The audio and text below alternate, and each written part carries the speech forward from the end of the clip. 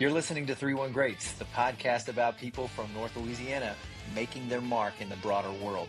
Today's episode features another 3-1 Great from the 318, so let's get to it. Only 5 professional athletes have ever been in the starting lineup for a Major League Baseball team and been drafted into the NFL. One of those 5 people is our guest today. He has never followed one sport, one lane, or one definition of success. During his prep school days, he not only broke dozens of national records, but he also broke ground, ironically, through the air. He was the cornerstone of a spread offense passing dynasty when everyone else was running the power I or the wishbone. He became known not only for his unconventional talent and ability, but his options. First round pick and World Series champion for the Florida Marlins, all SEC QB for the legendary coach Nick Saban at LSU before Nick Saban was Nick Saban. Drafted by the Seattle Seahawks in 2001. His is a story of talent, choices, faith, failure, resilience, reinvention, the first of his kind, the first of his name. Josh Booty, welcome to 3-1 Greats, brother. Man, thank you for having me. Of course, our friendship goes a long way back, and I'm always happy to be talking to you, whether we're doing a podcast or we're just hanging out as buddies. But I appreciate Absolutely, that man. introduction, man. That was pretty cool. And for reflect back on all those years as I was growing up, man, that's all I wanted to do was play ball. And whether it was football, baseball, even basketball, man, I loved basketball. Of course, white men can't jump. So I couldn't play that sport at a real high level. Well, that movie came out right at that time. Like, that's all we could talk about. That's right, man. I was always wanted to be Michael Jordan or Magic Johnson, and it just wasn't happening for me. But, the other sports I was able to, excel at a young age and, man, tried to make the most of them. It was a lot of fun, I could tell you that much. So let's go back to Shreveport, and without revealing any answers to like a security question of your bank accounts, tell us about your neighborhood where you grew up. Oh yeah, it was not on the high end part of town, I could tell you that. My dad was a successful high school football coach, and he was a pastor at the same time, and we had our own little non-denominational church in Shreveport. And this is the early years. I mean, this is when I was 10, 12, 14 years old, before Evangel Christian came to be. I just was love playing ball. My dad played a lot of beer league softball. He didn't drink beer, but there was a lot of beer league softball games I went to, and I was the bat boy at all their games. And I think I just fell in love with, like, being around the guys, being on the bench, being the bat boy, whatever it was. I just wanted to be around ball. There was another player on my dad's team, Vernon Wells. His son ended up playing in the big leagues as well. So we were the bat boys of the team.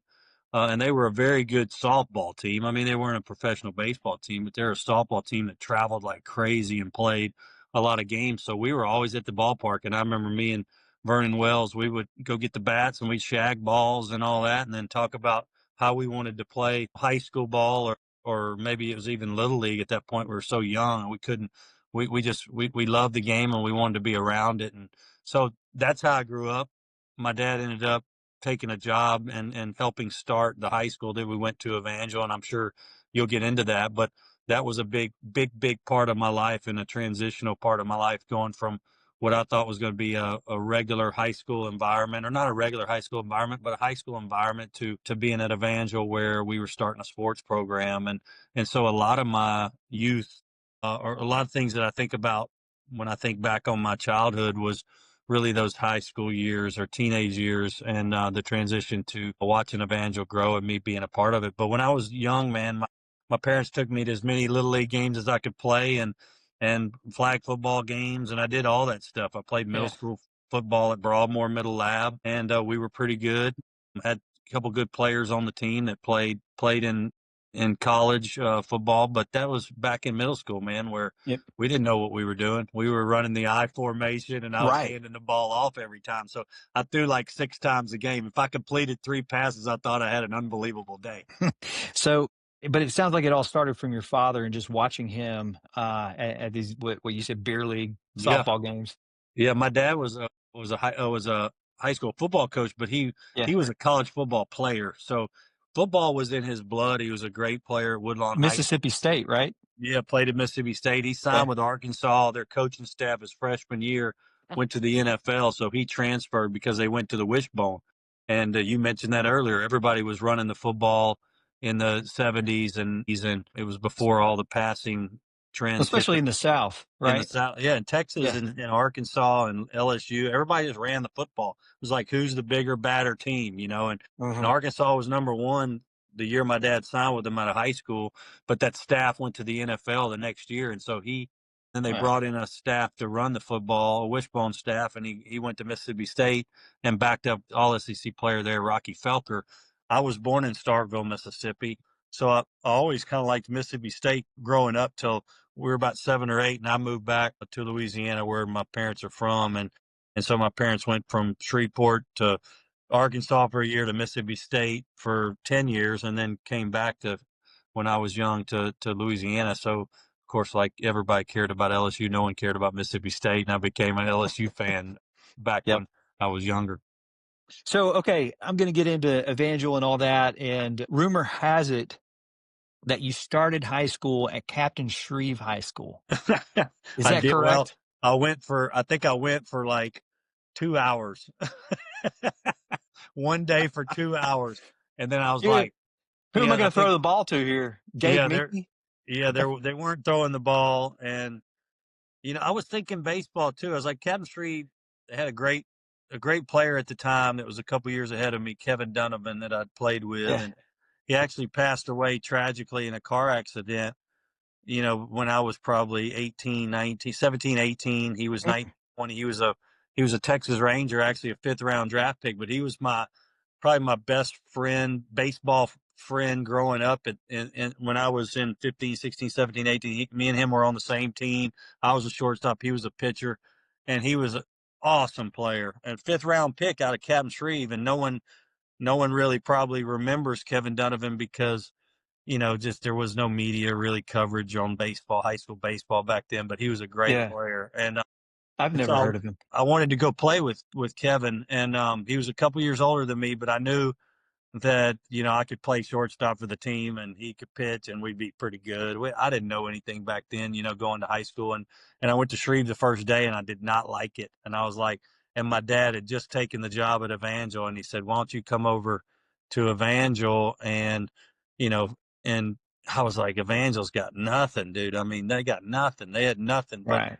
I got a couple of the guys to go with me. Ben Pirtle was one who Shout um, out Ben yeah, Pirtle. shout out to Ben Pirtle, but he was another one of probably my best friend growing up. He always played basketball, baseball, football with me all the time. We were neighborhood buddies, and I got him to go to Evangel with me. He was a catcher, and we were I think the first 2 guys that went to Evangel. That Steve Parker was there, who ended up being a great receiver for me that first year. But that was like, there was probably only 12, 15 guys in our class, and 7 or 8 of them probably couldn't even play pitch and catch, so it was a different type of situation at first. And it's tough to fathom that now because, especially if you're from North Louisiana, now you hear of Evangel and like them or hate them, and typically there's 2 camps, right? People either love Evangel or they hate Evangel. Yeah. And, there, it's hard to think back at those times. And one of the stories that I've heard during those times is that you guys had to borrow your uniforms from like Woodlawn. You did some research. We sure did. I think my dad and Denny, who started the school, went over to Coach Dunn at the time, probably 1989, I think is the year, and went through some old uniforms. And it was probably some of the uniforms that my dad had worn at Woodlawn in the 70s. And Joe Ferguson, and Joe Ferguson played in the NFL for 15, 17 years. I mean, he was a Yeah. legendary quarterback from Woodlawn, and so was Terry Bradshaw. And so those uniforms were probably some that they used in the early 70s, late 60s. And they were just sitting around in boxes, and they go, "Can we use these?" And I think those were the first Evangel uniforms, were those old uniforms.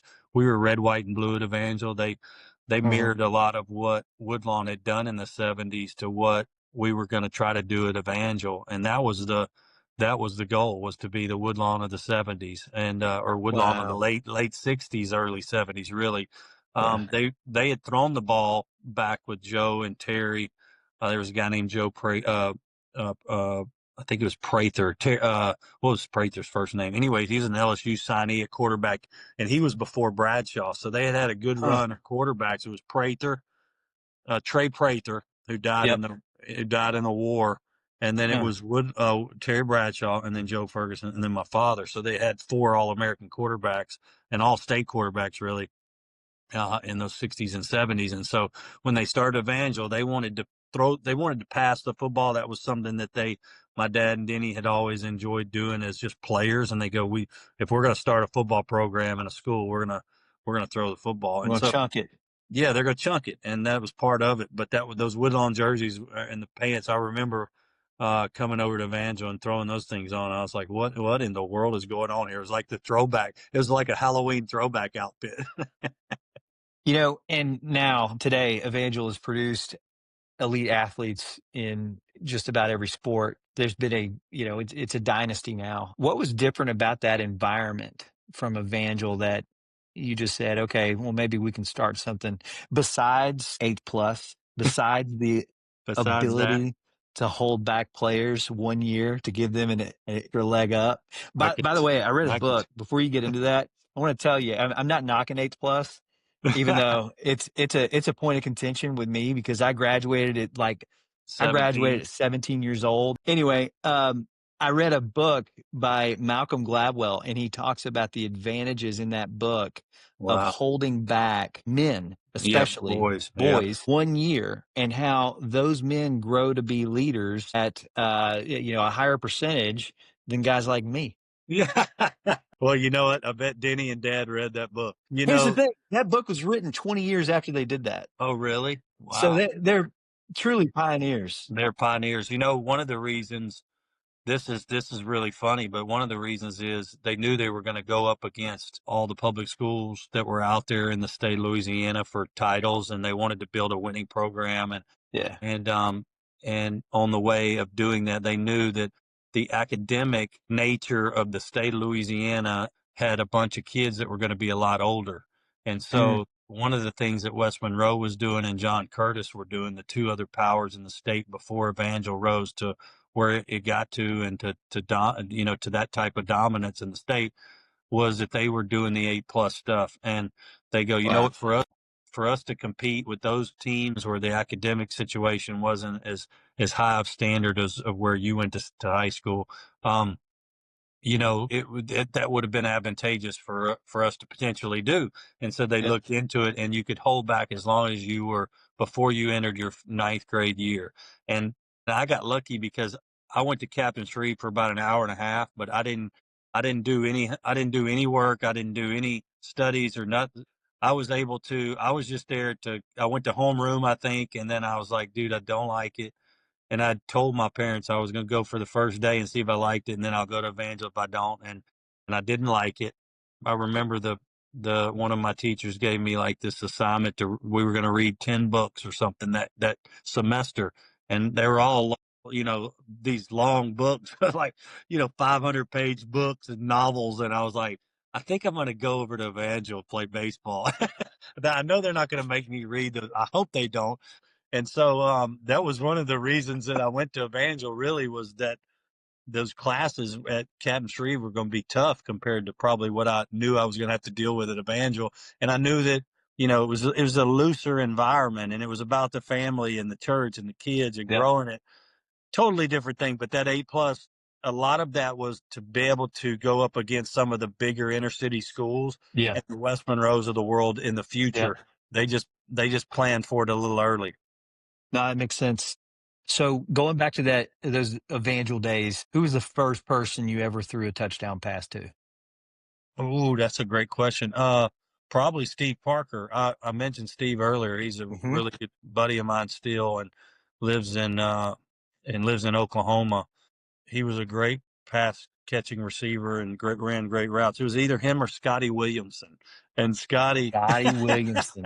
Scotty was for those of you who don't know Scotty Williamson, he is one of the most famous professional rappers from the state of Louisiana. Scotty, yeah. For those people that were around in the early '90s, they know all about Scotty. We had another running back, Arthur Brooks.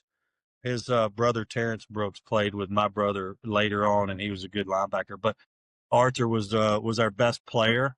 And he was a couple years older than me when I played as a freshman. He was like a junior, and he was like our team all-purpose yards leader and all that the first few years of Evangel, and he was really our only good player.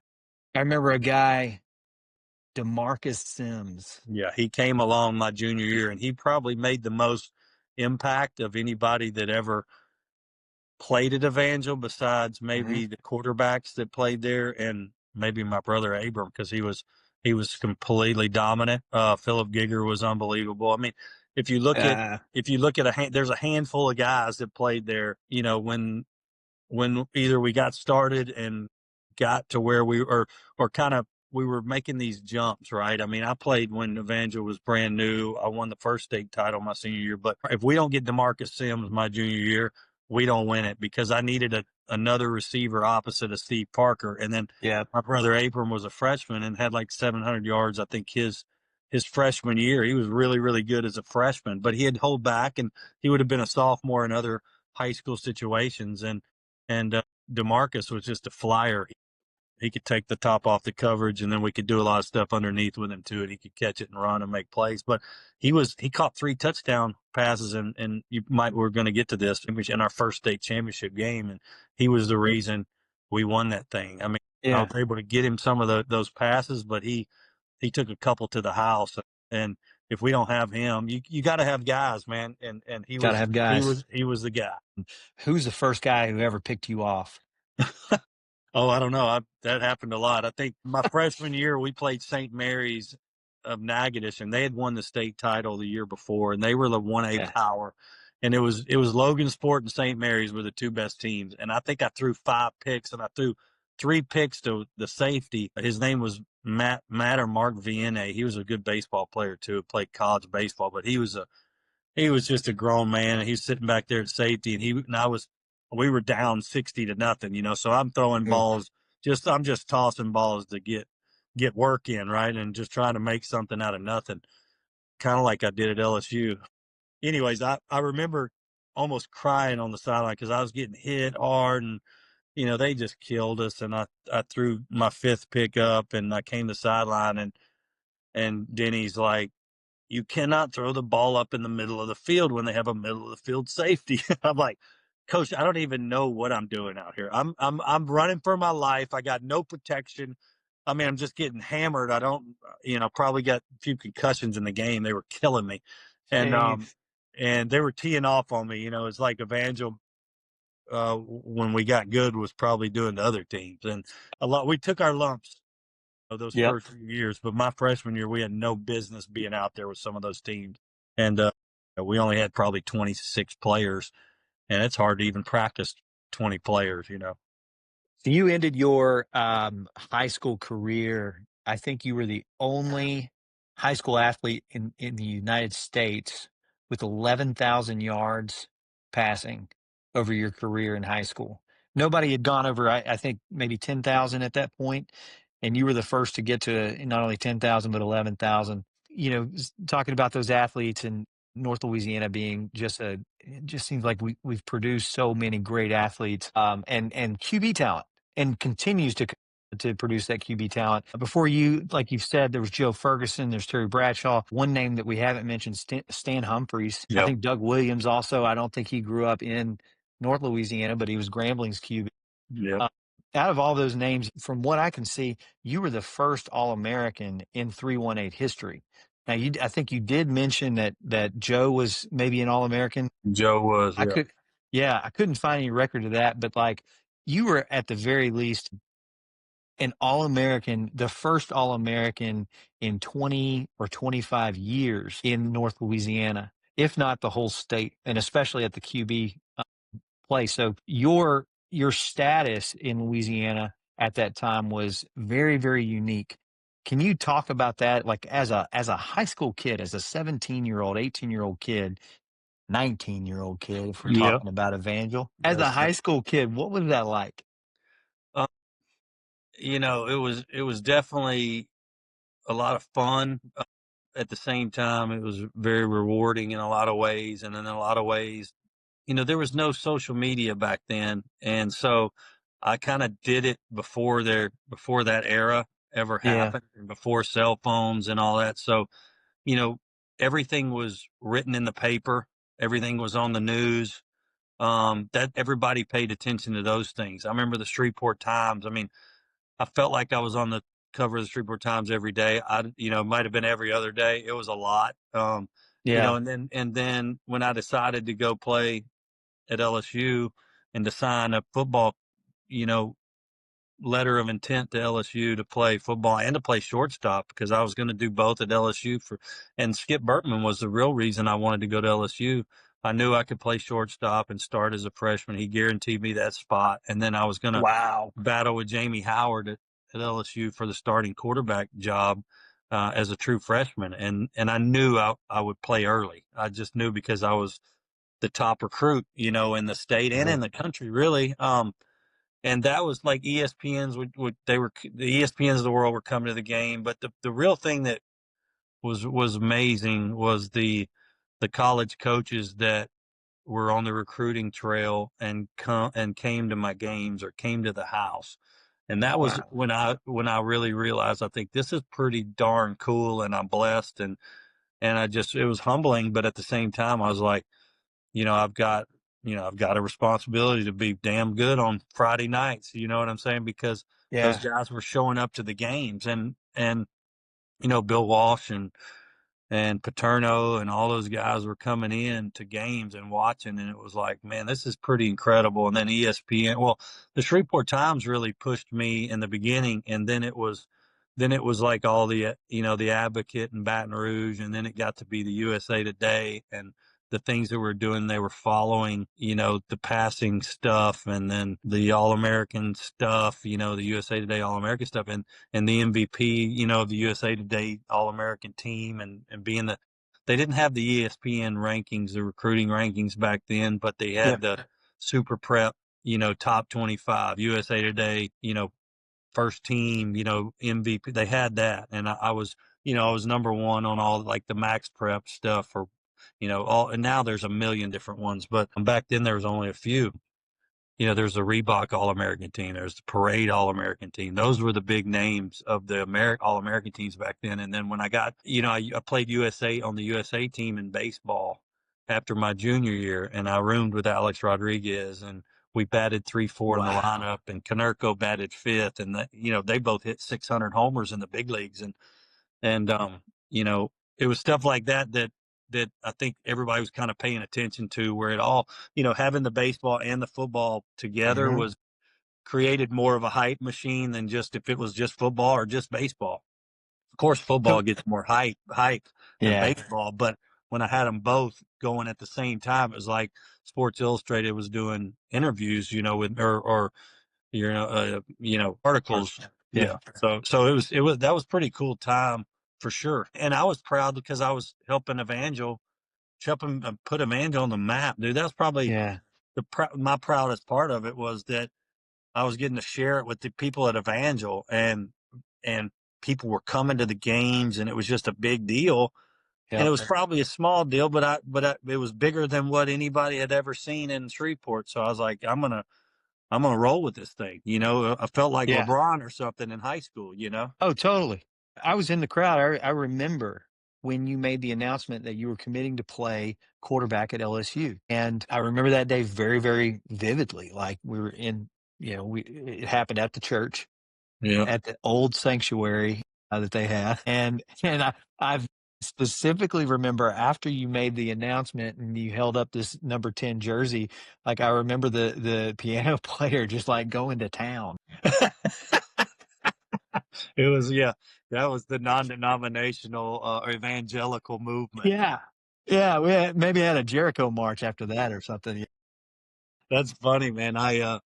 Yeah, I remember that. That was on the cover of the Times. I mean, I've got a lot of this stuff, in dang safekeeping somewhere, Sure. and I'm like, what? That was so weird, man, that all that was happening, and So it happened fast.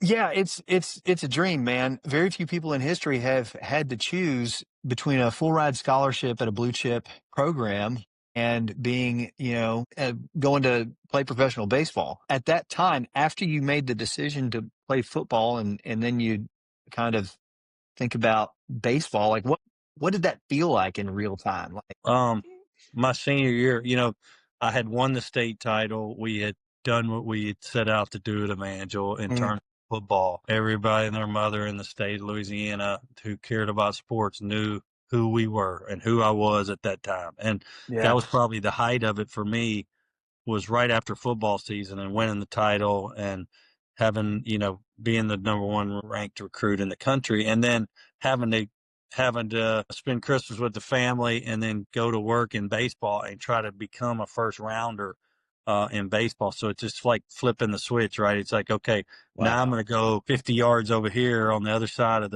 from football field at Evangel to the baseball field. And I'm just going to work my ass off. And it just like I just did for 6 months in football and try to go be the best player I can be. And then like the first day I remember of practice, January, whatever, when we got back to school, you can start practice in baseball in Louisiana high school rules or whatever. So it's like January, whatever it is, the 3rd, 4th, like right now, right? So right when they get back to school on Monday after the holidays, and we start baseball practice, and dude, there was probably 50 scouts at our practice, and I was the number one ranked baseball player, in terms of high school prospects. And so, I mean, even the way that I warmed up and stretched and took infield or took batting practice, or that was even before the games ever started that year, I felt like it was on, man, because they were watching everything I was doing, and I wanted to be a first rounder. And so I had to prove my worth, like even at practice, because they would show up to batting practice or to infield or long toss programs. And I was pitching too. And so I was like, man, it's a lot in terms of like responsibility to try to be as good as I could be or whatever as a player so I could get drafted high. But it was just right coming out of football, and I hadn't thrown a baseball in whatever since the summer. Sounds like a lot of pressure. Well, it was because a lot of the kids that we'd be competing against didn't play football or, but football, the other sports always gave me an advantage, I thought, because of the competition part of it and being like strong willed and, like you said, persevering like through, a loss or getting hit and stepping back up in the pocket and stuff like that, like, and using your athletic abilities to escape and make plays and all that. Like, that stuff's unbelievable. The pressure of football. And then to step into baseball, no one's around, but I've got to get in baseball shape, but I also got to show these scouts that I've got a really good arm, and all this stuff. So you took that football mentality. But yeah, you could carry it over, but there's some stuff you can't carry over. I hadn't been hitting. I hadn't been throwing long toss with a baseball, which is completely different. So I had to like get back into it really fast and show my worth so that I could potentially be a first round pick. Cause that was my goal, was to win a state title in football or whatever, to be an All-American, break the records of fun. Those were the fun things, but it was to win a state title in baseball, but to be a first round pick. Cause I knew I was the top guy going in the season, that I should be a first round pick. If everything played out the way that it's supposed to, I'm supposed to be a first round pick. And so in the first like 10 games of the season, I put a lot of pressure on myself trying to hit home runs and do all these like Superman things that I thought I could do and be like Alex Rodriguez, right out the gate, and I was playing football. I didn't adjust fast enough. And then the second half of the season, I kind of came into my own. And I remember Rami Kujan was my head baseball coach, and Byron Copeland. Shout out Rami Kujan. Shout out to Rami. Great. Rami was a shortstop in minor league baseball. So he really worked with me a lot on my skill set to look smooth. Rami was a Shreveport captain. That's right, baby. Let me show you something. Just Shreveport captains right there, baby. That's epic right there, right man. there. I used to go get the ice cream out of the little ice cream cup hats. I used to in the San Francisco Giant hat, right? Yep, the brown helmet, San Francisco Giant helmet with the orange SF. Yeah, man. Rami helped me a lot, but I don't know. I don't want to make it a long-winded answer, but second half of baseball season, I caught back up to where I should be, and I went off. You answered the pressure. Yeah, I think Yeah. I So, got used to it, got used to it a little bit, got into baseball mhm. mode, and was really like I took off when I needed to. So you got drafted first round, fifth pick by the Marlins, the Florida Marlins. What came with more pressure, playing quarterback at LSU or Major League Baseball? I mean, I think, baseball is a little bit more of a quiet environment sport. Like Yeah. there was pressure because they paid me and I was a first rounder and they wanted to push me up the organization fast, but there was levels to the minor leagues and you've got to do Yeah. well enough, offensively and defensively to move up. And, that was more of a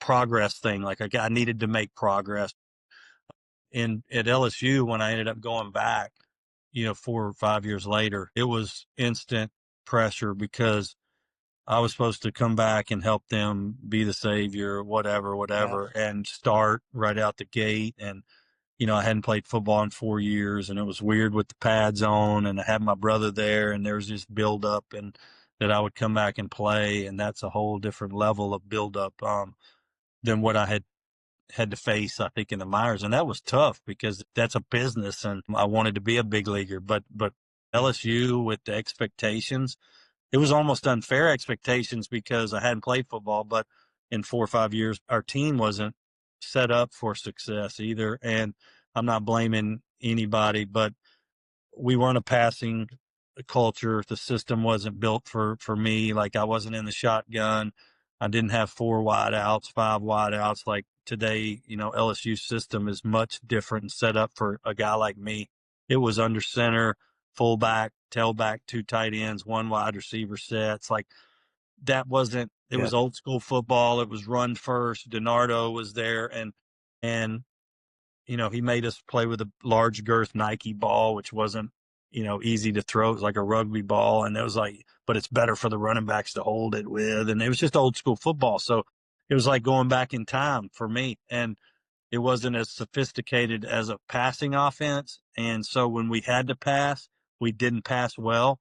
If we got in Yeah. third and long, there was, 1 receiver, 2 receiver sets. We were in a 2-minute drill at Mississippi State in an SEC game. And I think we were down 5 or something. And we run out on the field with 1 wide receiver. And it was my brother.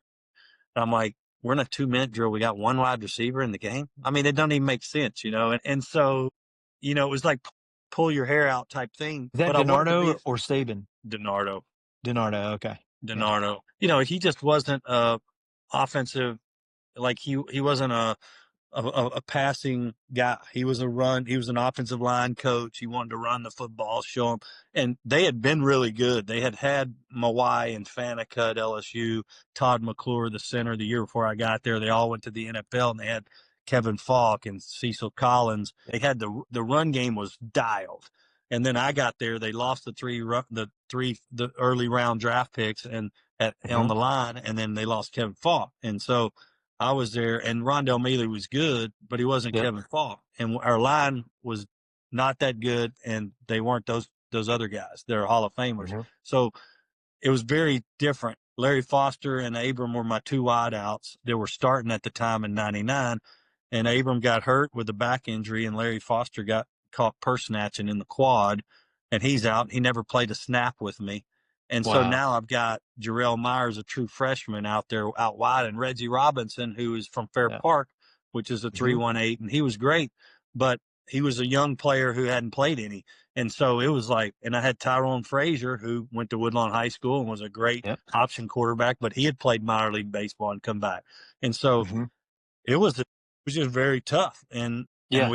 I didn't know how to get it done with that system or with those players. It was going to be difficult because we were all kind of young and I hadn't played in a while, but it wasn't suited for me. It was like Tim Couch went to Kentucky. He's a good friend of mine. He actually broke my national high school passing record, but he had gone to Kentucky and he was playing for a guy named Bill Curry, and Curry had him running the option. And his freshman year, Curry gets fired and they bring in Hal Mummy, and Hal Mummy put in the spread Yep. or the air raid is what he put in, and he ended up being the first pick in the draft.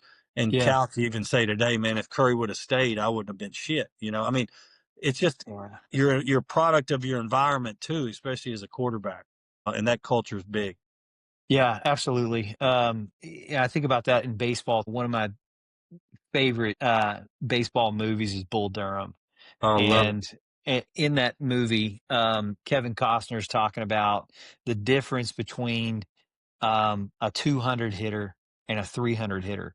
And I'll save you the details because he does a better job than I do, but it basically comes down to 30 at bats. Yeah. That's the difference between the Hall of Fame and riding a bus to Birmingham, right? It's exactly true. And it's crazy because I've dissected this dog out of that. And so, you're sitting on the bench in the minor leagues and you're like, if I had 10 more hits on the season, I'd go from Jeez. I'd go from 220 to 260. And it's like, it's crazy because 10 hits over 142 games in the minor leagues is not much, but it's like a lot of those faster guys can beat out Yep. ground balls. If you hit from the left side, you can Yep. beat out a ground ball. If you chop it or something and it goes way high or something, you can run it out. I mean, The it's dying just like the quail. littlest of things. The littlest of things make the biggest of differences. Absolutely. Do you have a favorite, going back to football, do you have a favorite Nick Saban story when he got there and just, go ahead. Yeah, I mean, I've got some. The first day he was there, we were all sitting in the team meeting room, and he goes, we're gonna win a championship here." And I think he was thinking he was talking about the SEC. We're gonna Sure. win a championship here, and it might not be with the guys that are sitting in front of me. It depends on how bad y'all want it, and I promise you, I'm gonna recruit the best players that I could possibly recruit to be in these seats. And so, Yeah. we're going to work hard. We're going to work harder and smarter than you guys have been. And we're going to, of course, that's going to be a big deal. He hit a couple things that really, everybody says how detail oriented he is and all this stuff, but like he coached his coaches harder than he coached his players, and he coached them harder in front of us. He coached them like they were players too. And so everybody kind of had to get in line, and he wasn't afraid to hire great assistants, or he hired great assistants, right? He wasn't worried about, some guy going to take over his, the big name on campus, as an offensive coordinator that would come in and be the stud and then be the head coach after, him or something. Like DiNardo never wanted to hire anybody with a big name. Yeah. Saban, he just went out and got the best available coaches that were hungry and salty, like Jimbo Fisher, and said, "We're going to do this." Muschamp and Pelini and Dooley and all these guys, Kirby Smart. I mean, he brought them all in there, and they Yeah, all. his coaching tree is amazing. Like every coach that's in this playoff right now is from his coaching tree. It's unbelievable. And so he coached them hard. He held everybody accountable, and everybody knew it. And you could not make mistakes, or he'd put another guy in. And he knew if he recruited well, then that second team guy was going to be really close to that being as good as that first team guy. And I think that's where he stockpiled guys. Now with the NIL, it's hard. The portal, it's hard because if you don't start, kids leave, right? You can't stockpile them. So every year you're going to see a different team step up and be great because they have a nucleus that works, but they're not deep. Nobody's deep anymore. I mean, Georgia and some of these teams are deeper than some, but Texas, they're deeper, but they're not as deep as they once were. If you're a player, why put yourself through that? If you know you're the guy and the team has another guy ahead of you, and you've got a Miami or an upstart Indiana where you can go and start Why immediately. sit on the bench for 3 years? If you're stuck behind a guy starting that's a lower classman, if he's a redshirt freshman or sophomore and he ain't a senior, I'm going to go somewhere else too. It's just the nature of the beast now. And I don't like it because I like loyalty. I like guys staying where they win. I do. I really love the old school way of football. But if you're a quarterback and you're sitting behind, it's like Burrow was sitting behind, what's his name? The kid that actually passed away. He was sitting behind him and he goes, "Dude, why am I sitting? I can be playing at a place like LSU." And he took a trip down there and fell in love with Orgeron, and it worked out perfect. And it's like Jalen Hurts was at Alabama and went to Oklahoma. Baker Mayfield was at Texas Tech and went to Oklahoma. I mean, I like quarterbacks getting in a situation where they can play because they need experience. Yeah. It'd be hard to sit 4 years. My brother JD sat behind Leinart for 3 years and then started for 2, but that'd be hard nowadays because JD could have gone anywhere. He was right on Leinart's heels, right? Leinart was just a little older, and so he got the Yeah. nod, and then he just went with it, and he played well. He never messed up. So JD had to wait, But now JD would have probably gone somewhere else to play, and it would have been starting at a Notre Dame or something if he couldn't play at SC for a year or two. We've lived through times where that commitment announcement meant so much. Yeah. Do you think those days are gone with NIL? Yeah, I do. I've even thought that, quarterbacks are the ones getting paid the most, but anybody could really double dip, meaning I could sign like Underwood signed with Michigan last year, and then I could go and spend a year where I collect $5 million and maybe play behind a guy that could be a Heisman Trophy winner or something, or a guy that's had success, and then I could actually go to where I wanted to the next year and start. So, and then make another $5 million. So I'm thinking guys could double dip. It's like Lane said this about Bryce Young when Bryce was at Alabama. He said, you could become a free agent. He won the Heisman Trophy his junior year. He could come back as a senior and become a free agent and just say, who wants me? Texas, 10 million? Okay. You know what I'm saying? Like, that could happen. Yeah. That's going to happen. So it's like Jeremiah Smith, the receiver for Ohio State. That's a first-round pick next year. For sure, first-round pick. Miami will probably pay him twice as much money if he were to switch. I heard Adidas would pay Adidas. I saw this today. Adidas was willing to pay his NIL money that he's making at Ohio State to go to an Adidas branded school, Texas Tech, Texas A&M, or Miami. If he was getting out of hand. It's getting out of hand. So it's like, there is no loyalty, but there's no loyalty in coaching either because the numbers are so astronomical. Yeah. We saw it with Lane and Ole Miss. Like, Lane's going to go make his $90 million. Like, he's not going to not do that. And so, if I'm a Kansas City Royal and I'm balling and the Yankees come calling for another $400 million, I'm going to go play for the Yankees. There's no doubt. I want to play in New York anyway. So, you know what I'm saying? I want to play in Kansas City. So, I mean, it happens in every sport. It's just college now is like the pros. And every year you're a free agent, which is completely different than anything we've ever seen with the portal. So with every guest, we do what's called the Ratchet City Rapid Fire. Okay. So we're going to segue into that right now. This is going to grade you on whether you're 3-1 good, 3-1 bad, or 3-1 great. All right, brother? Well, let's go, baby. All right. You can only pick one of these. So you want Johnny's Pizza, Superior Grill, or Southern Made Donuts? Which one you taking? Superior Grill. I'm a Mexican lover. That's good. But I do love Johnny's. Southern Made's third. That's the correct answer. You would get bonus points if you would have said Johnny's on Gilbert. Okay. You can bring back one of these Shreveport Captains, Shreveport Pirates, or Sinagra's. Sinagra's crawfish fettuccine. No, not even close. No, I love not even close. You got to name one Shreveport Pirates player. Billy Joe Tolliver, baby. Man, I'm more of a Bjorn Nitmo guy, but that's okay. I got you. I'm a BJT guy. I love Billy Joe. I still keep up with him, man. He's awesome. That's great. All right. Evangel Christian Academy QBs have thrown for 10,000 career yards or more. Name all three of them. I would say me, Brock, and Des Duron. Let's see. Oh, well. Or Philip Dees. Philip Dees. There you go. Des might not have done it. Des didn't do it. He didn't do it. Des didn't do it. Shout out Des. Yeah. Shout out Tony award-winning actor Des Duron. Yep, he probably is.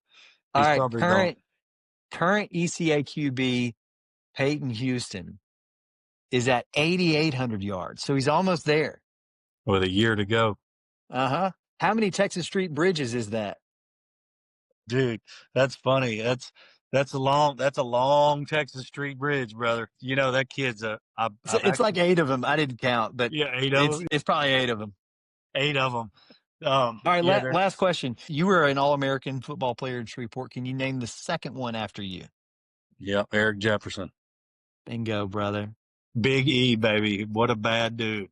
Eric Jefferson is one of those players that I think of when I hear the term blue chip legend. Like, He was. that so many people just don't know who he was or Yeah, the guy he was phenomenal, man. His stories yeah, are legendary. I think if he'd have played at least 1 year of college football, that yeah. they would be doing 30 for 30s on him. He never hit the real field in college, and so no one ever got to see any of that crazy strength like we did on a bigger stage. Can you share a story about that? There's so many. We were playing Loyola at Bossier High School, and he got kicked out of the game for, I don't know, probably punching another player on their team or something, or doing something stupid. Maybe getting a penalty, couple Yeah. penalties, or a late hit or something. I don't know. But he This gets guy kicked. was 6'5", about 250, Yeah, and he rocks ran out. a 40. He's Just like Miles Garrett or athlete. something. Right. He's Yeah, like a Myles Miles Garrett. Garrett or like a Bruce Smith or something. Like, he was unbelievable. And number one ranked defensive end prospect too. I mean, he was a nose tackle for us back when I was playing in fullback, but no one wanted any piece of him. But he gets kicked out and he goes over behind the bench, and they had the poles that the line was on, just the aluminum fence line or whatever. The poles Yeah. had concrete. They pour the poles in the concrete along the line between the players, the bench, and the stands, right? And he goes over and he shakes the pole and pulls it out of the ground with the concrete in it. And the concrete was like 2 feet deep and this big around that pole. And he shakes it and he pulls it like the Hulk and pulls the whole pole out of the ground and then throws it off to the side. I'm like, with the chain link fence on it and everything attached to it, I was like, this guy's a freaking badass, dude. I don't want none of him. And Coach Dunn, No. no one would go close to him because he might knock somebody's head off, So we're like, Yeah. I'm good. You good? I'm good. The guy Just a was an different animal. mentality. He was an animal, man. Yeah. Not. I wish people knew more about Big E. Everybody talks about playing quarterback, and I love the saying, everybody wants to play quarterback until it's time to play quarterback. Yeah. Yeah. And the bright lights of just being the guy who's everybody's watching in the stadium. Average fan looks at stats of QBs, of interceptions or interceptions to TDs, and says, oh, this guy sucks, or yardage and TDs, and says he's amazing, right? What do fans misunderstand about playing quarterback? Well, that's a great question. Yeah, the reason that the position draws certain people to it, I think, is that you're like a pitcher, right? You want the ball in your hand, down in, down out, or play in, play out, or pitch in, pitch out, right? It's like I felt like I'd spent more time on the sport, and a quarterback does spend more time on the sport. If you think about how much time like Tom Brady put into his craft, right? Understanding what's going on, for everything from nutrition to weight training to understanding offenses to understanding defenses to meetings with coaches and game planning together with coaches. Like, there's so much that goes into it. But it takes a certain amount of, it takes a certain person, and this is what you're alluding to want to go and do all that and to prepare like that. So like Yeah. DeMarcus Sims, who was my best receiver my senior year, or Steve Parker, who was a tremendous receiver for me in high school, those guys wouldn't have spent the extra hours doing those little things that make a quarterback a quarterback. They were just great receivers, right? And they're great at what they do. They run routes. Abram was the same way. My brother, who's an unbelievable receiver, but he wouldn't want to pay attention to like what the line was doing, the snap count, the situation on the field, down and distance, the coaching part of it, watching film late. There's a lot of stuff that goes with it. But I think if you put in all that time, then you feel like you should be that guy, right? Yeah. And so it's like Nick Saban would say this all the time: the more you put in, the more you get out. Tiger Woods has said it: the more you put in, the more you get out. That's just what it is in life with everything. And I think a quarterback has to put in the most time, so he has the best chance to get the most out of it. Yeah. You know what I'm saying? And you want to be liked. The fans. You want to be loved. You want to be the one in the newspaper. Of course, everybody likes to be famous and all that stuff. If you have any kind of sport aspirations. You want to be great. Even Barry Sanders, he didn't like the limelight, but he wanted to be the very best. He wanted people to think about Barry Sanders, I promise you. So he ran hard, but I think that's a quarterback there's a lot of responsibility off the field too. You got to be the CEO of the franchise. Even if you're in college, you're the most watched guy, besides maybe the head coach. I mean, like Nussmeier last year, and when he's playing quarterback, more people watch Nussmeier than anybody in the state of Louisiana because he's the quarterback of LSU. That's like that in every state or in every little cultural region of the country. And then in the NFL, man, it means everything because you are the franchise. And so if you pick that guy right, you're going to have a good team. That's it. That's the thing, as I've gotten to see a lot of these guys and, being in Shreveport, you can kind of fan on a lot of the quarterbacks that come through the ranks, and you see both sides. And one thing that I've kind of noticed is like there's a mentality in like the crowd to build somebody up when they're on the way up, but once they reach some type of elite status or pedestal, then that same crowd is trying to bring you down, it seems. That's the human nature though, right? I mean, I think Yeah. they want to be the one to locate the person or to say, I saw him when he was this, but then at the same time, they don't want him to be such a freaking phenom that, he's like out untouchable. You know what I'm saying? Right. But that's going to happen because, I don't know. There's a lot to that. Sure. There's a lot to that. When you were playing quarterback, let's go back to, LSU quarterback Josh Booty. Is there anything that if you could, you would go back and tell that guy? Oh, for sure. Like I wanted to be Brett Favre, fast. Yeah. Like in baseball, I wanted to be Alex Rodriguez or Barry Bonds or, all my heroes. I wanted to be John Elway. Like I wanted to win Super Bowls. I wanted to win the Heisman Trophy, stuff like that. All of that was co-branded in my brain, to think like that. You have to think like that, right? You got to think I could be the best. Yeah. I can make every play. I can do all this. But what happens is at that position, if you get greedy or you think about the big picture, it's very difficult to operate at a super high level, down in, down out, because you're trying to make the amazing play. It's like in baseball, it's the equivalent of like striking out a couple times and then thinking you need to hit a home run to cover up for those strikeouts, when all you got to do is put the bat on the ball every at bat, like it's the same every time, and you'll get your hits, you'll get your home runs. It's that approach. Every little pitch counts. Football, it's like, and Saban really preached this to me, and I had a good little run there my second year with him. We won like 5 in a row, and I was able to get some all conference honors, but it was really because Saban was preaching to me. He goes, let's take it one play at a time, and I don't want you to think about having to do anything other than make the right decision and get the ball into the hands of the right person. Let them be the hero.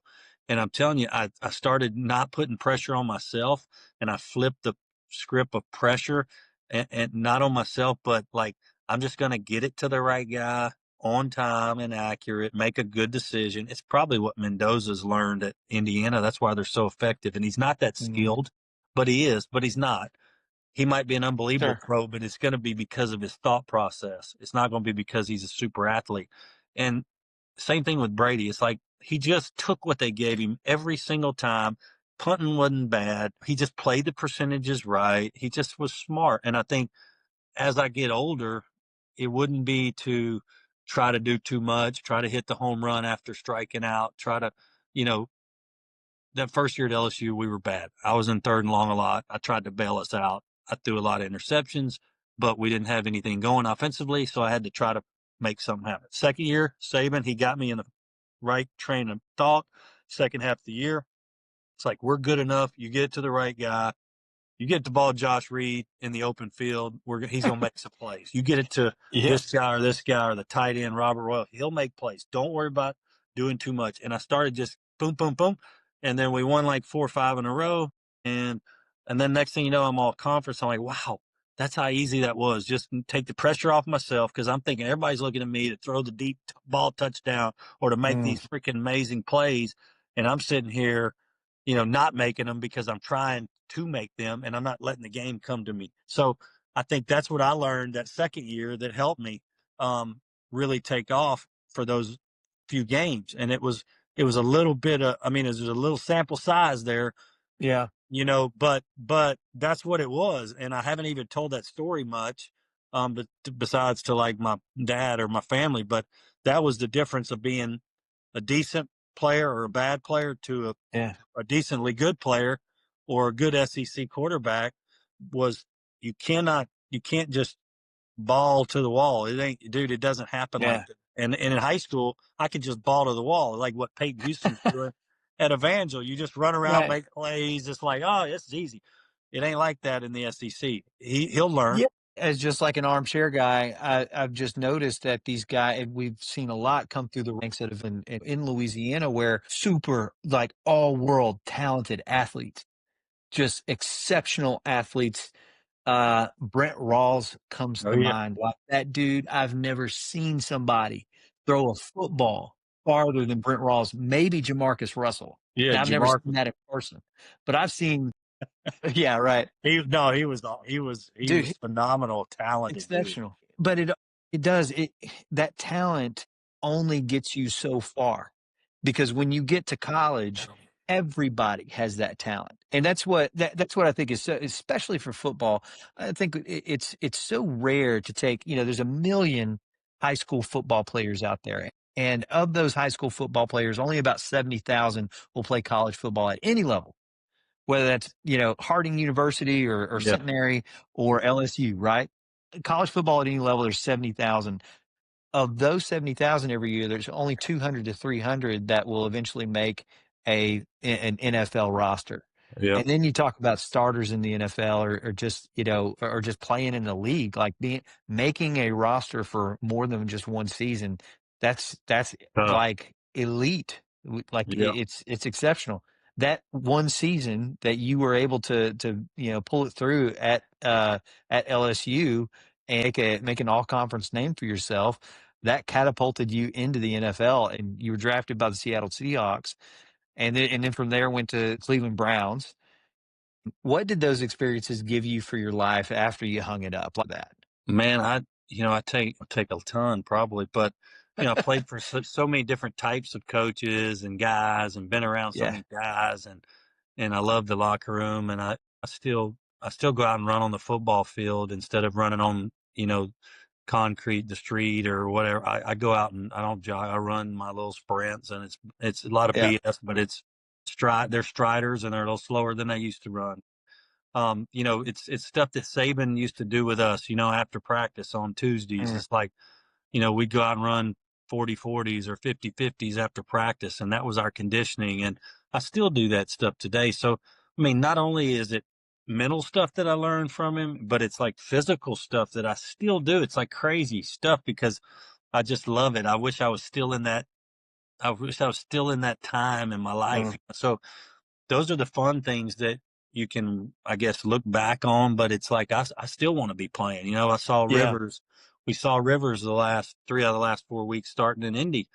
And man, that was exceptional. He's out there trying. Yeah, he's out there trying, dude. And I got to give it to him, man, because he's getting his head beat around. He's getting, tangled up in pass rush, and he's getting the ball out, and it just doesn't look the same. But, dude, the guy is freaking phenomenally mentally tough and understands what he's trying to get done. And he almost pulled off a couple wins against really good football teams and in the NFL. That's gnarly what he did. And he's a coach on the field, but I guess I said all that to say there's so many principles that you learn through football. Whether we would, as a backup quarterback too, and Billy Joe Tolliver can attest to this. He was a backup for a long time. Doug Peterson, Bubby Brister, Stan Humphries, even Steve Young, guys that I know that are buddies of mine. They backed up at certain times of their life, and they learn how to learn the offense, how to. It's a midterm test every week when you go into like the season, and it's like, okay, we play Seattle this week, or we play Denver this week, and the next week we play the Ravens, and the next week we go down to New Orleans and play.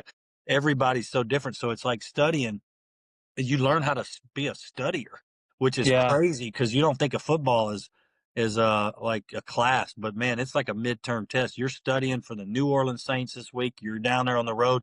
They got a defensive coordinator that, is aggressive. They play a 3-4 defense, or they play a 4-3 defense. They blitz on third down and 7 to 10, 38%. I mean, there's all kinds of different things. Their safety's a great player. Their corner on the left side is gonna, is an all pro. Like, you learn about all these things, right? And during the season, but it teaches you so much about, you know, really about everything in life, because you got to study, you got to be prepared, you got to understand what's going on. There's no detail that can be left out. They grade you on this stuff, even in football. In baseball, you pretty much just go out and play most of the time, and they tell you a little Yeah. scouting report, and they could shift you over if you're in the field and tell you this guy pulls the ball a bit more. But in football, dude, it's 11 guys have to understand exactly what's going on at the same time, and it's the Yeah. quarterback's job to get everybody on the same page and understand what the linemen are understanding too, and there's pass rush schemes, and it's a ton, dude. And so I So think there's a lot to learn. that's a great segue into one thing that I have noted to talk with you about, and that's, I think you have a true gift of remembering not only names and faces, but like people, who they Yeah. are. And let's talk about you being a connector of people, because I think that's one of the things. If I just knew Josh Booty, the guy, and I didn't know that you were an athlete, one of the amazing things that I would tell people is how just well connected you are on so many different levels. Like, I wasn't an athlete, I played, a little bit of, like what, like little league, right? Like that was it. Like, I'm not a guy that's in your echelon. Somehow, you know me. And I know that I'm probably in your Rolodex, I'm one of thousands of people that you see walking down the street. You go, "Hey, I know you." Yeah. And everybody reciprocates that for the most part, I guess. Yeah. So I'll hang up and listen now. Let's talk about you as a connector, and where does that come from? Yeah, my parents are very people-oriented people. My dad's a Mhm. pastor coach, so there was always people in our house growing up. So I always, there's just stories and people, and they would really help a lot of people too, and like their marriages and their lives, and I mean, they were just amazing people. And my mom as Yeah. well. I mean, dude, they mentor people, right? And they're like life coaches. They really are, and in their world. And a lot of people have been, have said the same thing about them. They're just tremendous. And so I grew up like that. So that's probably number one. I love people. I love stories. I love where people are from. I've been in a lot of situations in my life, so I've had to communicate well, even at an early age with, I grew up fast with all the stuff that was going on around me, Mm. and then traveling. Even like through the minor leagues, traveling all over the place, or through the major leagues, or through sports and different things that I did, or even work things now. It's like I'm constantly going to events, and so I've always got to meet people, represent myself, my brand, and my dad always told me, hey, never forget the people that you spend time with, and keep up with them, because you never know who's going to be that business partner, or that friend, or that advisor, or that, Mm. investor, or anything. He just said, never forget those guys, because sports ain't going to last forever, and they don't. Even, guys like John Elway, who play for 15 years and win Super Bowls, dude, when they get out, they're trying to get into business deals, and they're Yeah. traveling, they're golfing, they're networking, they're trying, help figure out where they're going to live, where they want to be, where's their buddies at. Like, golf has done that for me now after sports, because I can network, I can put people together. And I love being that connector. I want to, if people Yeah. come into my circle, I want them to feel super comfortable no matter where they come from. I want them to feel like they can trust me as a buddy. And, it's like being in a huddle with the guys, with 10 other guys, and the crowd noise is happening. You're backed up, and they got to believe in you a little bit. So I want to make sure, hey, guys, I kind of know what I'm doing here. Let's go, let's go do Yeah. something fun together, or let's go create a business, or let's go, here or there, and travel. And I love my buddies. Yeah.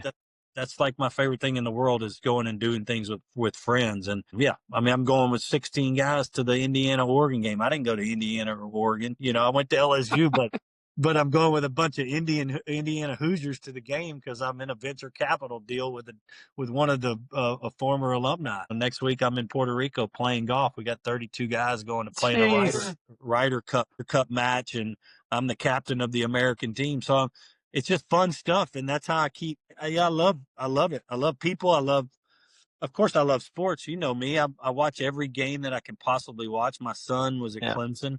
He got in 4 or 5 games as a freshman this year, as a redshirt freshman. I mean, I just love it. Wow, that's awesome. I did not know that. Yeah. So yeah, man, I'm all over the place, but it's fun. So let's segue this into talking about Bula, because I'm sure that somehow your connections led you to this point. Tell me about it. Where did this idea come from? Yeah. So my youngest brother, Jack, I'm the oldest of 4. He's the youngest of 4, and Abram and JD are in the middle. And Jack had come to me. He had sold a business in Southern California and had some time on his hands, and said, I've got this idea to create this peer-to-peer gambling app. No one's ever done it before. We love to gamble on little things like golf or like darts and ping pong, and I mean, it could be anything, card games, bar games. It didn't matter. He was just like, it'd be fun to put this thing together. And we started thinking of a word that would be perfect for this app. Right. And he come up with this too, but he came up with Bula because it's kind of like bullshit. It's Bula. Mm-hmm. And Bula, we looked it up, and it's Fijian for wishing you life or luck, which is kind of, luck is a gambling term. Right. So we're like, that's kind of cool. And then I said, why don't we put it into like a social environment play? And so we're like, okay, a peer-to-peer social gambling app on skill-based gambling. So it's a bet on yourself app, right? It's not on LeBron or the Lakers or the Celtics or the Bears versus the Packers. It's create your own bet with your buddies for everybody to see. And then we started going down that road, and we were going to do a video to video app where it's just video. You speak into the app, you say what you want, you post it, but we go, you got to create a ticket to start the app, like any gambling ticket, right? There's no juice. So it's a bet on yourself app, no juice. That's never been done before. And then in a social environment, it's never been done before. So think like Instagram story and Venmo combined. So we went out the last 2 years and got compliance in 46 states and Puerto Rico. So we've got the U.S. pretty much covered in terms of being able to, you're able to download and play on the app. So we're launching the app on the 15th in Puerto Rico. We've done soft launches and beta tested this thing like 3 or 4 times the last few years. But we found out that we could not really do it without the compliance piece, without all the banking components. So you have your own wallet. So there's wallet functionality built into this thing. So like if me and you wanted to bet $100 on who could run the fastest mile, we could do it. They could build it up. All our friends could see it. It's going to be you. I'm sorry. It's going to be you. No, I don't know. You probably got me on that. I'm not really in great shape right now. I need to get back in better shape, but let me just tell you, your worst shape is my best shape. Yeah. So I don't know about that. I don't know about that, but yeah. So we went down the road on the Bula app, and dude, we're beta testing the first real version with the compliance, and we're doing it in Puerto Rico next week with the 32 awesome. golfers. So it's going to be really fun. I downloaded it, so I'm going to create an account, and I'm going to be watching you guys down in Puerto Rico. So I'm excited. Please, it's going to be fun, man. Would you say it's more about competition or more about social connection? Competition for sure. Okay. Like we want guys talking shit and gambling against one another. See, there's no juice, and that's really the biggest differentiator. Is we're gonna end up partnering with a company probably pretty soon that has the sports gambling, rights to states. And so we're going to end up doing sports gambling in the future. We're going to do a lot of esports gambling too in the future. We won't allow people to like to play Madden head-to-head, SDK into their systems, the platforms like PlayStation. We've had talks with a lot of the major companies already. We're building it. We're building that out. This is kind of the first step to it, is doing just the 1v1, 2v2, one verse group stuff. But that's where we're going with this thing, like roadmap wise. Right now, it's just, it's all about the gambling. just head to head, bet anything, anytime, anywhere on anything. And then, so like I would create the bula, you would accept it.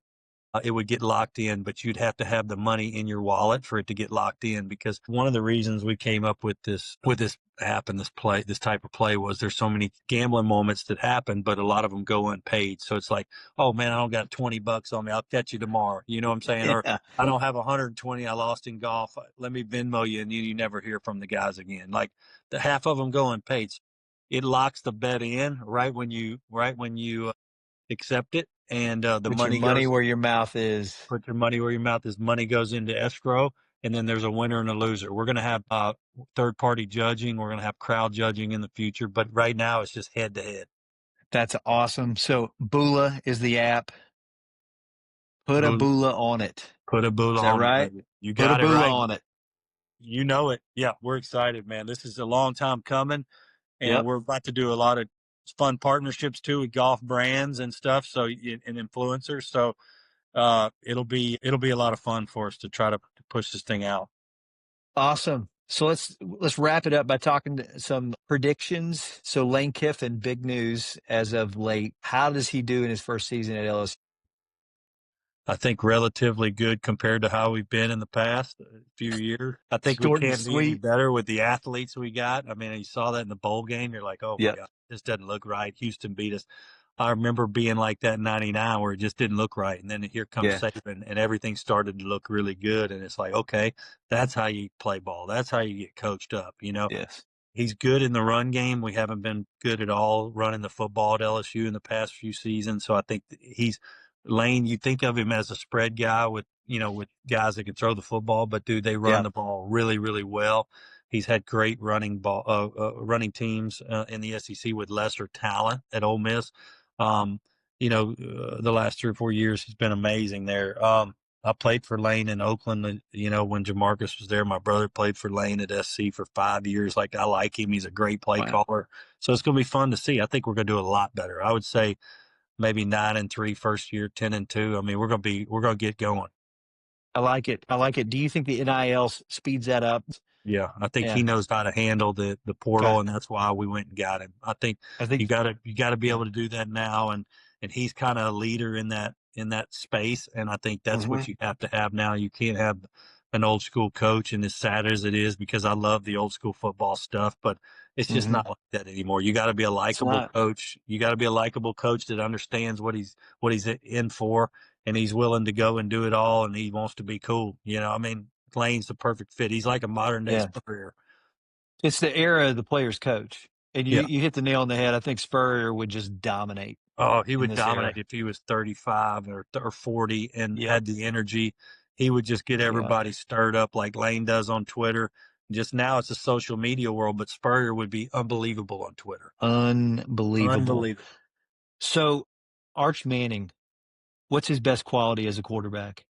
I think his escapability and running the football. I mean, the guy can fly for his size. His dad was a receiver.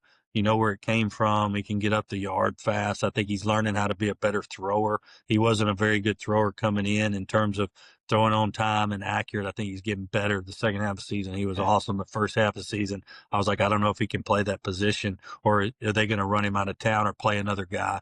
I think he held it together, which was awesome. I think Texas, of course, has always got a chance to win, and he's their guy. He might be the Heisman front runner for next year. He got it done against Michigan. That was impressive. We talked earlier about that QB mentality, right? And the pressure that goes with that position. And you see some guys who go through some failures and they buckle, right?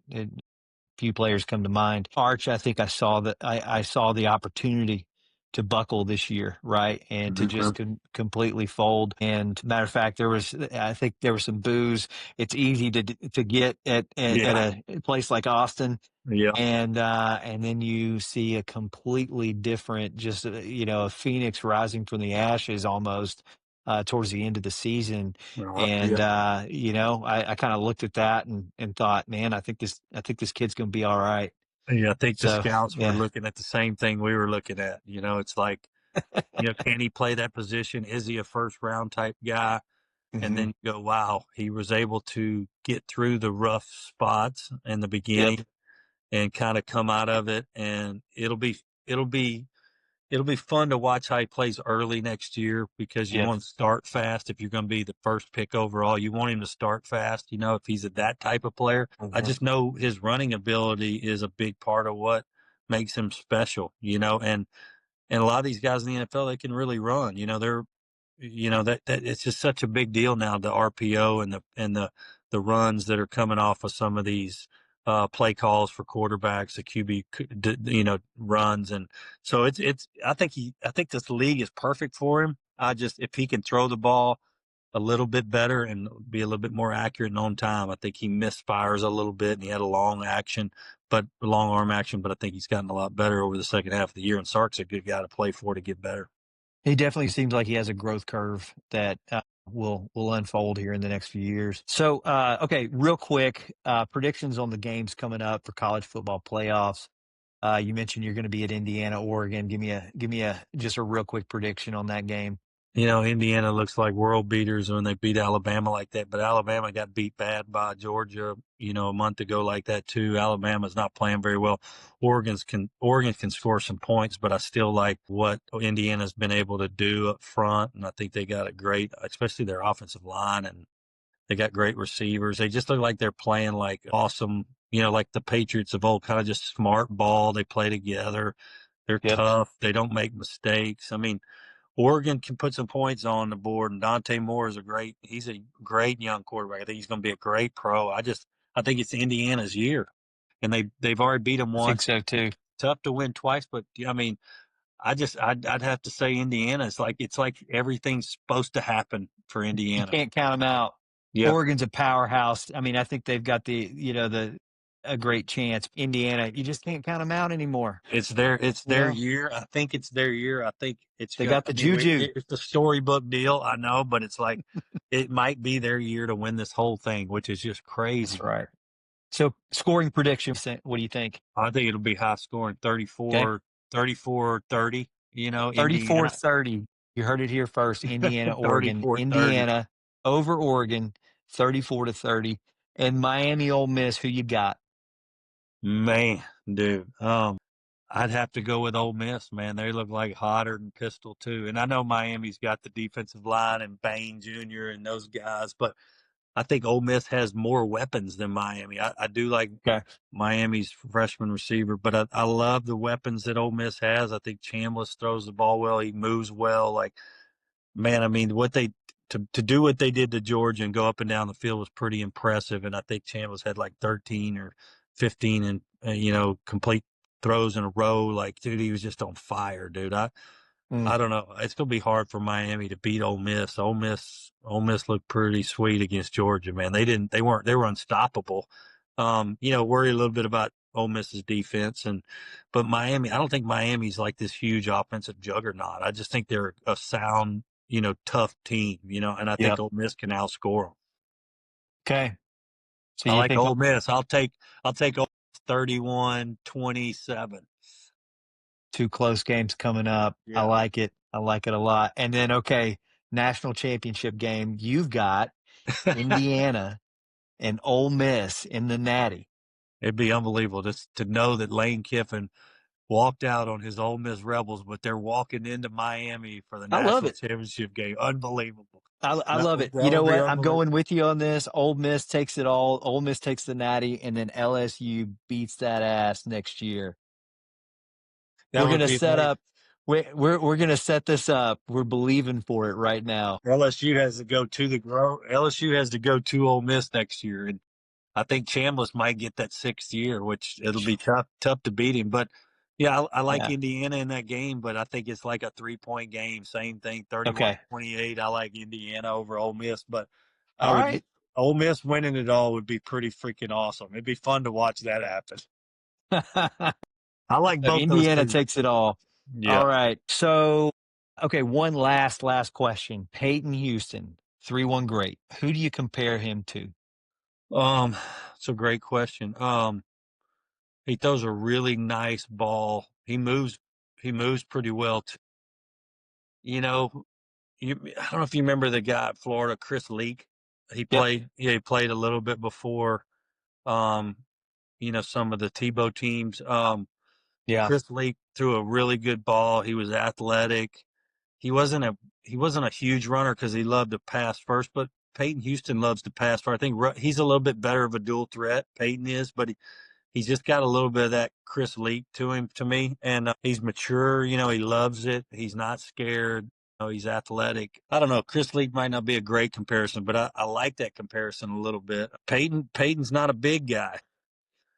Bryce Young, maybe a little Bryce Young, a little bit of a Okay. sturdier Bryce Young. I think Bryce Young is freaking awesome, dude. I've seen him play Yeah. live a few times. I saw him play live in high school. Like, he was the best high school player maybe I've ever seen, but he was also on the best high school team, so they made him look really, really good. I mean, dude, he was sweet.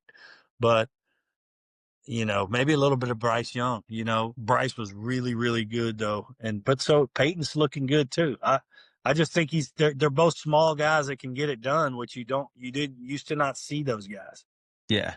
He's got a lot of football to play, so I'm excited to see. And I grew up with his brother. I mean, his Yeah. brother. Gosh, his dad. His dad, yeah. I grew Yeah. up with Peyton Houston's dad. We went to Caddo Middle Magnet together. Matter of fact, the way we bonded is, I grew up around Evangel, but I went to public school. Yeah. And because I wasn't going to play football, and I saw this guy with an Eric Jefferson jersey. Like, Eric Jefferson was NIL before NIL.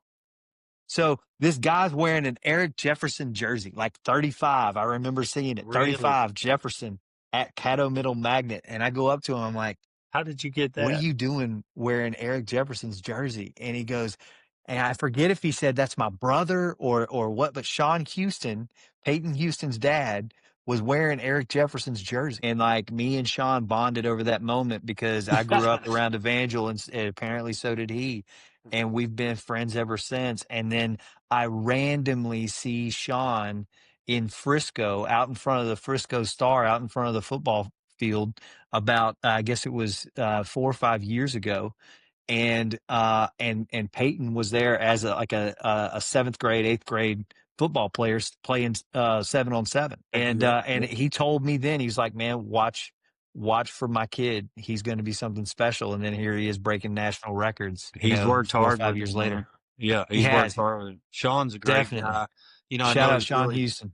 Yep, I know he's helped Denny a lot with Yeah. a lot of the kids that have come over, and then the offense trying to get Peyton, dialed in with, a good offensive system and stuff like Yeah. that. So I know Sean's put his best foot forward to help Evangel as much as he could, and I really like Sean. He's called me a lot, and trained Peyton a few times, probably 3 times a couple years ago. When my kids were at Evangel, we would work on the weekends or something, and I just love him because he just listens to everything you say, and he tries to do it right. And He's a good kid. He's a good kid. Just the little bit of time that I got to meet him was, he left an impact on me. I was like, man, that kid is going someplace. So yeah, I believe in him. I believe in him. Yep. I know LSU is fired up to get him. He's still another year away, but Got time. he's Yep. got time, but he's as polished as you can get at that age, I think, and he's played a lot of Yep. football, so it'll be fun to watch him. Well, Josh, it's been an absolute pleasure having you on, and I can't thank you enough. I told you, hey man, you want to jump on a podcast for 30 or 40 minutes, and here we are. We're coming up on like the 3rd hour. So you are definitely, a Shreveport legend, and you are definitely a 3-1 great, brother. Thank you so much for coming on. And thank you for having me. It's always a pleasure. Yep. And of course, I hope we get to hang soon off the podcast. Absolutely. I'm glad you're doing awesome, man. And thanks for having me again. When you're from the 318, you're really awesome.